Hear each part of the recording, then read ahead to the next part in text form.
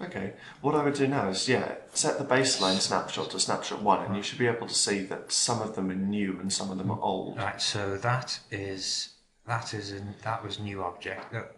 But excellent. So we have that one there. The top one is an old object, which means that we should be able to see it in the baseline snapshot. So if we switch to the baseline snapshot, switch the current snapshot to snapshot 1, if you know what I mean. Yeah. Then that execution block is one of the ones that in snapshot 2 is on the final execute, but it's not on the final execute here. So here it should be referenced by something. And that's the thing which is at fault. Live SQL writer. So now we need to find out which variable is referencing it. So if we... Which variable? Well, I can see from the graph here that the variable mblock, which is the member variable of live SQL writer, is the one that's doing it. So let's have a quick look at the code of live SQL writer. It's in there. Mblock. Okay, so we see it's not actually live SQL writer itself, but one of the superclasses. We saw that in the object retention graph. If we have a look at that, it's actually live SQL writer base, the superclass, which has that variable. So in effect, it's live SQL writer base's dispose method if it has one that's at fault. Is it disposable? Is iWriter? Yes, it is. There we go. Oh, this could take a while. Yeah, this does not look pretty.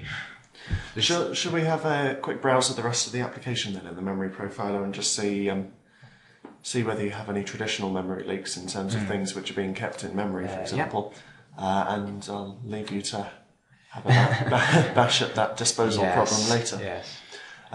So should we start a new session and do the standard thing of like opening all the dialogues you can think of, and because Management Studio is running still, it's bizarre.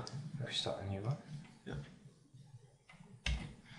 So the typical kind of thing we're looking for here is like some operation that should normally use up an awful lot of memory and then it should be gone again. So maybe like a run through the wizard or something. I don't really know the internals of SQL Data Compare, but yes, it's displaying the data and the synchronizing, which normally takes up most of the memory.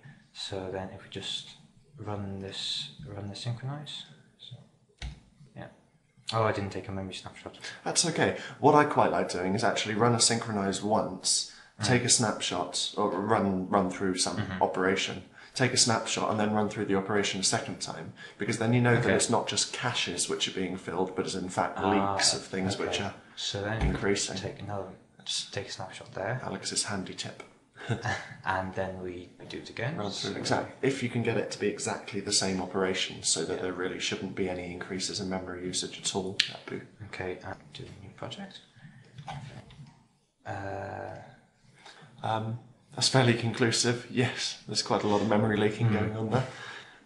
Okay. So the best thing to do when we're talking about some leaks is just to go for whichever framework object happens to have been growing most in size. So that seems to be the byte array here. So we've got about 0.5 megabyte of increase there. And then we find out where these are actually referenced from. So what we could do now is use the filter from current snapshots show only new objects, but it's not necessarily the new objects which are leaking. It could possibly be like ones that were there before the first snapshot that should have sort of been replaced by new ones. So let's just go for what we've got most of. Where is that coming from?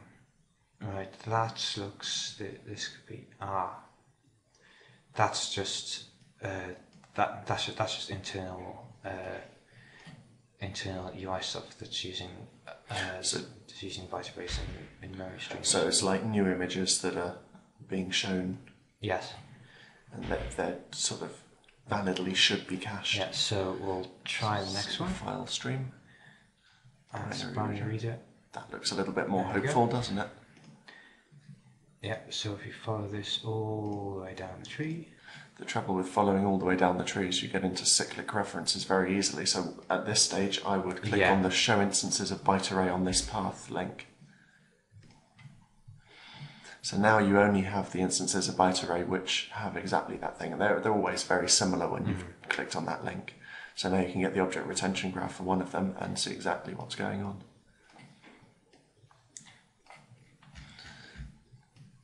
Now to an eye that hasn't seen the code of this program, it's always hard to tell whether something is a leak or not. Yeah. So here, this is the results of the comparison between the two databases, and it's actually being held by the grid. So the question is this just the extra size of the comparison over the previous comparison that's making it that big? Or? This is a rather large database. Now, this is a new object, I believe. So the grid should be being referenced, but this is probably a valid handle because it's displaying current data on the grid, and all these variables are to do with what's currently displaying. Excellent. So that is no harm to do there. with that. No. That's good. Perhaps to try to rule out some more of these valid things, you could do some more stuff in SQL Compare that say opens. Can you reopen exactly the same database again? Is that possible? Yeah, we can close that and then open the original databases. That's the project. There we go. And so now we should be back in the same state as snapshot 2 or 1? Snapshot 1. Snapshot 1, I believe. It's okay. So during that operation, which really should have cleared a lot of stuff up, we've ended up with like over 0.5 MB more appearance objects. An appearance object, I know, is a dev express concept that is used to render things. So let's have a look at that. Again, exactly the same sequence of things to do. We choose the kind of appearance object that we're most worried about. Perhaps the ones held in by that event handler there seem like the most likely candidates, and then we can, in fact, all of them are held in by an event handler. It looks like, more or less, it's 100%. So let's get an object retention graph for a representative one of those to save ourselves from the circular. You just saw the circular referencing going on there. So this. So often it's the bit nearest the object which is leaked, which is the worrying bit. That all looks fairly valid to me, doesn't it? A bar manager holding on to its appearance, but why are there so many of them? Could you try a different one? Yeah, perhaps. Have a look at the distance to GC root column. You see things which are furthest from GC roots tend to be have the most circuitous route to so we'll try to the root, and possibly that circuitous route includes an event handler or something that shouldn't be there again. So anywhere above that main menu link is obviously fine, it looks like. And usually anything within one of these cyan boxes, you see there's a huge cyan box around the entire thing. Those are all referencing each other as a strongly connected component of the object graph. It's the posh term for it. So it tends to be that everything inside that cyan box is meant to be there, if any of it is. So it looks like that all this is just part of how the DevExpress component keeps track of its internal state. Yeah.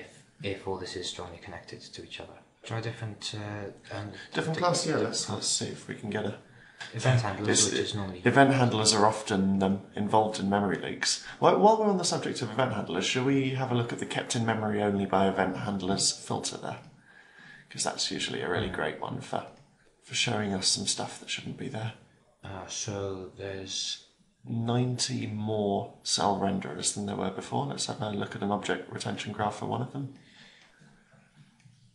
Anyway, shall we call that a day then? I think we've got enough time. So thanks a lot for bringing along SQL Data Compare for that. Yeah, you're welcome.